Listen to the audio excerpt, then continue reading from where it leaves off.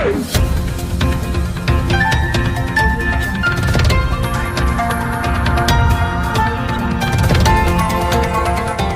देख रहे हैं मगरा न्यूज राजस्थान, खबरें सबसे तेज। 1 करोड़ केंद्रीय कर्मचारियों को नए साल का तोहफा, सैलरी बढ़ोतरी को लेकर आई है अच्छी खबर।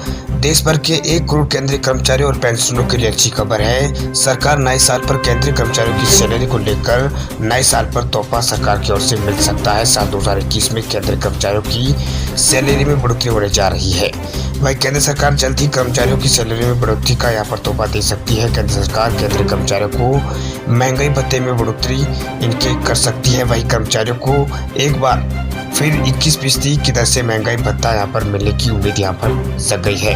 वही स्वास्थ्य में वेतन आयोग के तहत सैलरी बढ़ोतरी का इंतजार कर रहे लाखों केंद्रीय कर्मचारियों को सरकार जल्दी खुशखबरी दे सकती है। केंद्र सरकार ने कर्मचारियों और पेंशनरों को नए साल पर 21% महंगाई भत्ता देने की तैयारी कर ली। आपको बता दें कि कर्मचारियों को 21% की दर से महंगाई भत्ता मिल रहा था, लेकिन कोरोना संकट के कारण आर्थिक दबाव को कम करने के लिए सरकार ने केंद्रीय कर्मचारियों के महंगाई भत्ते में बढ़ोतरी पर रोक लगा दी, जिसके बाद कर्मचारियों को 17% की दर से ही डी मिल रहा है।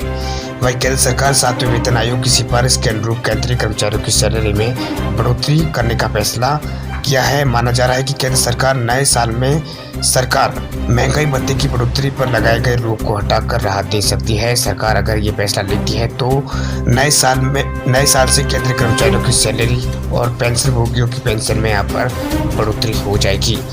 वही सरकार के इस फैसले का लाभ लगभग 1 करोड़ लोगों को यहाँ पर होगा। वही 50 लाख केंद्रीय कर्मचारियों को डीए, 50 लाख कर्मचारियों को 21% के हिसाब से यहाँ पर महंगाई भत्ता मिलने लगेगा। वही 55 लाख पेंशन भोगियों को भी पेंशन में उनकी पेंशन में भी बढ़ोतरी होगी। आपको बता दें कि मार्च 2020 में केंद्र सरकार ने कर्मचारियों के महंगाई भत्ते डीए में 4% की बढ़ोतरी कर इसे 17% से बढ़ाकर 21% कर दिया था, लेकिन जुलाई में कोरोना संकट के कारण इसी बढ़ोतरी पर रोक लगा दी गई। वही जून 2021 तक के लिए इसके ऊपर रोक लगा दी गई है, लेकिन उम्मीद की जा रही है कि सरकार इसके नए साल पर इस फैसले को लागू कर देगी। आपको बता दें कि केंद्र सरकार 1 जनवरी और 1 जुलाई को यहाँ पर डीए में बढ़ोतरी करती है। पंजाब सरकार का बड़ा फैसला, सरकारी स्कूलों के 80,000 छात्रों को मिलेगा स्मार्टफोन। पंजाब सरकार ने 12वीं में पढ़ने वाले छात्रों को बम्पर गिफ्ट देने का फैसला किया है। पंजाब सरकार ने राज्य के सरकारी स्कूलों के 80,000 छात्रों को स्मार्ट कनेक्ट योजना के तहत स्मार्टफोन देने का यहाँ पर पंजाब की सरकार ने ये फैसला लिया है।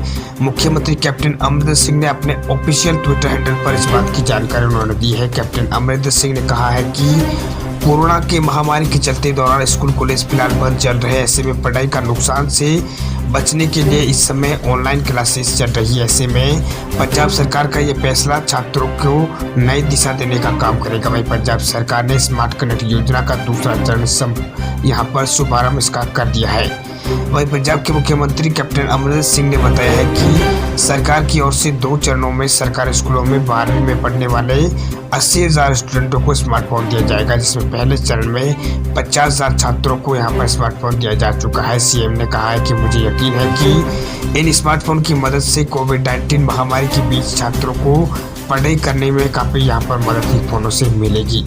वही कैप्टन अमरिंदर सिंह ने आगे कहा है कि जब पंजाब सरकार ने अपने चुनावी पत्र में स्मार्टफोन देने का वादा किया था तो उस समय पर यह बात कोई नहीं जानता था कि कोरोना काल में इन स्मार्टफोनों की ज़रूरत खासकर छात्रों को ज़्यादा होगी। वहीं पंजाब के मुख्यमंत्री कैप्टन अमरिंदर सिंह ने कहा है कि मोहाली के एक सरकारी स्कूल के कक्षा 12वीं के छात्रों के साथ बातचीत उन्होंने की है। सीएम ऑफिस की ओर से जारी बयान में कहा गया है कि दिसंबर के लास्ट तक फोन यहां पर स्टूडेंटों को बांट दिए जाएंगे। इस योजना का लाभ महज पंजाब के रहने वाले स्टूडेंटों को ही मिलेगा। योजना का लाभ लेने के लिए स्टूडेंट के पास अपना आधार कार्ड होना जरूरी है। कर्नाटक सरकार ने किया 1 जनवरी से 10वीं और 12वीं के स्कूलों को खोलने का फैसला, कई राज्यों ने भी की है शुरुआत। देश में जैसे जैसे कोरोना संक्रमण के मामलों में कमी आ रही है, स्कूलों को खोले जाने की पहल भी शुरू हो चुकी है। कर्नाटक सरकार ने स्कूलों को और प्री यूनिवर्सिटियों और कॉलेज को यहाँ पर 10वीं और 12वीं की कक्षा छात्रों के लिए 1 जनवरी से फिर से खोलने का यहाँ पर फैसला किया है। राज्य के शिक्षा मंत्री सुरेश कुमार ने शनिवार को ये जानकारी दी है। उन्होंने कहा है कि ये कोरोना संकट के चलते पैदा हुए हालातों के कारण ये स्कूल यहाँ पर बंद थे। इसके चलते राज्य सरकार ने विद्यागम कार्यक्रम भी शुरू करने का यहाँ पर फैसला किया है। विद्यागम कार्यक्रम कक्षा 6 से कक्षा 9 तक के छात्रों के लिए सतत स्कूली शिक्षा के लिए सक्षम बनाता है। समाचार एजेंसी पीटीआई की रिपोर्ट में कहा गया है कि राज्य में स्कूल और पीयूसी कॉलेज को फिर से खोलने का फैसला मुख्यमंत्री बीएस येदियुरप्पा की अध्यक्षता में हुई एक उच्च स्तरीय बैठक में लिया गया। वही कोविड-19 के लिए राज्य की तकनीकी सलाहकार समिति की सलाह के बाद स्कूलों को फिर से खोलने का फैसला यहाँ पर लिया गया है। वहीं फैसला लेने के पहले इस मामले में लगभग 1 घंटे तक विस्तारपूर्वक यहाँ पर चर्चा चली। वही मुख्यमंत्री बीएस येदियुरप्पा ने ट्वीट करके कहा है कि इन स्कूलों को खोले जाने के 15 दिन के बाद यहाँ पर स्थितियों की समीक्षा की जाएगी। बाद में अन्य कक्षाओं को छात्रों के बुलाने की यहाँ पर विद्यालय में बुलाने की यहाँ पर फैसला लिया जाएगा। वही कक्षा 10 और कक्षा 12वीं की कक्षा यहाँ पर शुरू करना महत्वपूर्ण है, क्योंकि इन छात्रों को बोर्ड की परीक्षाएं देनी है। आपको बता दें कि कर्नाटक में 17 नवंबर को डिग्री और इंजीनियर कॉलेज यहाँ पर खुल गए थे। आपको बता दें कि कोरोना महामारी के चलते देश के कई राज्यों में मार्च से ही स्कूल कॉलेज बंद है। भारत में पबजी बैन को करना पड़ सकता है और इंतजार मार्च में आएगा PUBG mobile India. PUBG mobile को लेकर लगातार खबरें यहाँ पर सोशल मीडिया पर आ रही है। पहले कुछ दिनों से पबजी मोबाइल इंडिया को लेकर तरह तरह की अफवाहें सोशल मीडिया पर आ रही थी। साइट पर तो कई साइटों पर तो यहाँ पर पबजी गेम के डाउनलोड का फेक लिंक भी डाले जा रहे थे। अब पबजी गेम का बेसब्री से इंतजार करने वालों के लिए खबर है कि पबजी मोबाइल इंडिया को लॉन्च होने में अभी और भी वक्त लगेगा। खबरों की माने तो अभी गेम लवर्स को अपने यहाँ पर इस गेम के लिए अगले साल तक यहाँ पर इंतजार को करना पड़ सकता है। आपको बता दें कि जब से कंपनी की ओर से पबजी मोबाइल इंडिया को लॉन्च करने का ऐलान किया गया है, तब से ही खबरों का बाजार गर्म हो गया है। और इनसाइड स्पोर्ट की खबर के रिपोर्ट के मुताबिक south Korean company PUBG corporation के ऑफिशियल ने कहा है कि पबजी मोबाइल इंडिया 2021 के मार्च तक लॉन्च किया जा सकता है। पबजी कॉर्पोरेशन के ऑफिशियल के हवाले से ये कहा गया है कि पबजी की ओर से पूरी कोशिश की जा रही है कि इसे जल्द से जल्द भारत में वापस लाया जाए, लेकिन फिलहाल इस मामले में कोई भी प्रोग्रेस नजर नहीं आ रहा है। वह रिपोर्ट में पबजी कॉर्पोरेशन के एक अधिकारी का कहना है कि उन्हें नहीं लगता है कि अगले कुछ महीनों में पबजी मोबाइल इंडिया यहाँ पर भारत में लॉन्च किया जा सकता है। आपको बता दें कि हाल में ही एक आरटीआई में इस बात का खुलासा किया गया कि ministry of electronic and information technology ने अभी तक पबजी मोबाइल इंडिया लॉन्च के लिए इजाज़त नहीं दी। हालांकि आए दिन पबजी गेम को लेकर आ रही खबरों के बीच ये कहना मुश्किल है कि इसे आरटीआई में कितनी सच्चाई है। वहीं कुछ दिन पहले पबजी कॉर्पोरेशन ने एक प्रेस रिलीज में कहा था कि पबजी अब भारत में पबजी मोबाइल इंडिया के नाम से वापसी करने वाला है। कंपनी भारत में सुरक्षा नियमों को ध्यान में रखते हुए कुछ अपडेट के साथ इस गेम को लॉन्च करेगी। वही कंपनी ने इसमें $100 मिलियन निवेश करने की बात भी कही थी। दिल्ली में आज गिर सकता है 2 डिग्री तक टेम्परेचर। देश के कई राज्यों में आज बारिश की संभावना। पहाड़ों पर हुई जबरदस्त बर्फबारी के बाद राष्ट्रीय राजधानी दिल्ली में भी कड़ाके की ठंड पड़ रही है। दिल्ली एनसीआर में चल रही शीतलहर की वजह से तापमान लुढ़ककर यहाँ पर 3 डिग्री के करीब पहुंच चुका है। लोग इस कदर ठंड से कांप रहे हैं कि घर से बाहर निकलने से पहले भी भौंकतरा रहे हैं। वहीं सड़कों पर लोग अलाव का सहारा लेकर ठंड से बचने की पुरजोर कोशिश करते नजर आ रहे हैं। वह उत्तर भारत में शीतलहर के कारण ठंड यहाँ पर सितम डाल रही है। भारतीय मौसम विभाग के अनुसार मध्य प्रदेश, यूपी, राजस्थान, पंजाब, हरियाणा और चंडीगढ़, दिल्ली में शीतलहर का प्रकोप जारी रहेगा। आज तापमान में 2 डिग्री तक गिरावट आ जा सकती है। वहीं दिल्ली में ठंड को देखते हुए मौसम विभाग ने ऑरेंज अलर्ट यहाँ पर जारी कर दिया है। वही मौसम विभाग ने कहा है कि इन राज्यों में कोहरे की आशंका भी है। इसके साथ साथ मौसम विभाग ने पूर्वोत्तर के राज्यों में भी यहाँ पर अलर्ट जारी किया है। पूर्वोत्तर राज्यों में असम, मेघालय, नागालैंड, मिजोरम, त्रिपुरा और मणिपुर में भी कोहरे की आशंका जाहिर की गई है। वहीं राजस्थान में पारा माइनस में चला गया है, जबकि शिमला में तापमान फ्रीजिंग पॉइंट से नीचे चला गया है। वहीं हरियाणा का नारनौल शिमला से भी यहाँ पर ठंडा रहा है। वहीं दिल्ली में तो पारा लगातार गिरता जा रहा है। मौसम विभाग की माने तो दिल्ली में इस वक्त शीतलहर चल रही है। दिल्ली इस वक्त शीतलहर की चपेट में है। दिल्ली में शुक्रवार को सुबह तापमान 3 डिग्री के आसपास रिकॉर्ड किया गया है।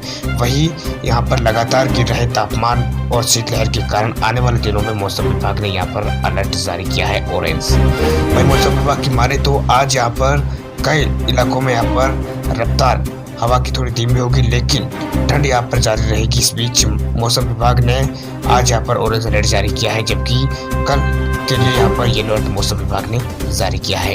वहीं पंजाब, हरियाणा, दिल्ली और पश्चिम उत्तर प्रदेश के कई हिस्सों और उत्तरी राजस्थान में कोल्ड डे की स्थिति बनी हुई है। दरियाल दिन का तापमान में 16 डिग्री सेल्सियस से नीचे यहाँ का दिन का तापमान रिकॉर्ड किया जा रहा है। उत्तर प्रदेश का बरेली सबसे ठंडा रहा, जहाँ अधिकतम तापमान 11 डिग्री सेल्सियस रिकॉर्ड किया गया है।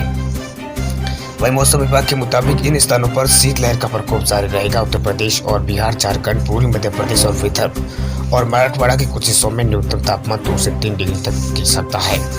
भारत में कोरोना संक्रमितों का आंकड़ा 1 करोड़ पार, लगातार छठे दिन 30,000 से भी कम आए हैं भारत में केस।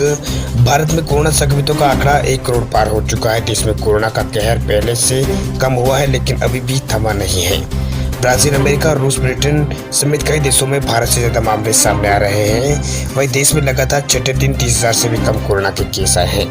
वहीं कल 5 महीने बाद दूसरी बार यहां पर 23,000 से भी कम केस आए थे। पिछले 24 घंटों में भारत में 25,152 नए संक्रमित मरीज आए हैं। वहीं 347 लोगों की इस दौरान 24 घंटों के अंदर मौत हुई है। वह अच्छी बात यह है कि बीते दिन 29,885 मरीज कोरोना से ठीक भी हुए हैं। स्वास्थ्य मंत्रालय के ताजा आंकड़ों के अनुसार भारत में कोरोना के कुल मामले की संख्या बढ़कर 1 करोड़ हो गई है। इनमें अब तक भारत में यहाँ पर 1,45,136 लोगों की मौत हो चुकी है।